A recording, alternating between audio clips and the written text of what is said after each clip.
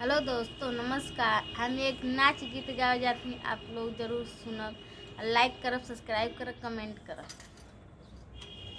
अरे पिया जला मीना बजरिया ना हो जिया जरी जाए हमा। पिया जला मीना बजरिया ना हो जिया जरी जाए हमा। अरे सिंह जला मीना बजरिया ना हो जिया जरी जाए हमा।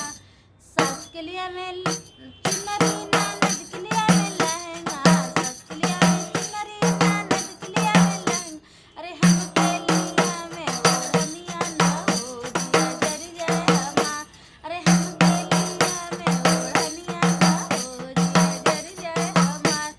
राजा जला मीना बजरिया ना हो जिया जरी जाए हमा।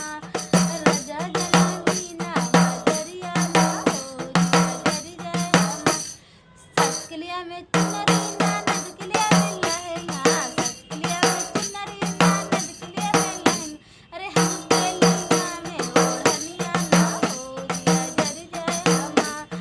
हम के लिए मैं ओढ़निया ना हो जिया जरी जाए हमा। राजा जना मीना बजरिया ना हो जिया जरी जाए हमा। राजा जना मीना बजरिया ना हो जिया जरी जाए हमा। सास के लिए मैं बर्फी ननद के लिए मैं पेड़ा। सास के लिए मैं बर्फी ननद के लिए मैं पेड़ा। अरे हम के लिए मैं बतासा ना हो जिया जरी जाए हमा। हम के लिए मैं बतासा ना हो जिया जरी जाए हमा।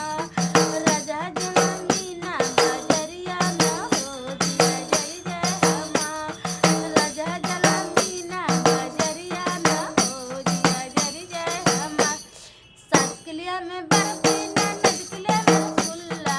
सास के लिए मैं बर्फी ननद के लिए मैं रसगुल्ला। अरे हम के लिए मैं बतासा ना हो जिया जरी जाए हमा।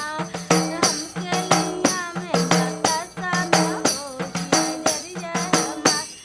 राजा जन मीना बजरिया ना हो जिया जरी जाए हमा। राजा जन मीना बजरिया ना हो जिया जरी जाए हमा। तो प्लीज़ दोस्तों, पूरा गीत सुनबा आप लोग।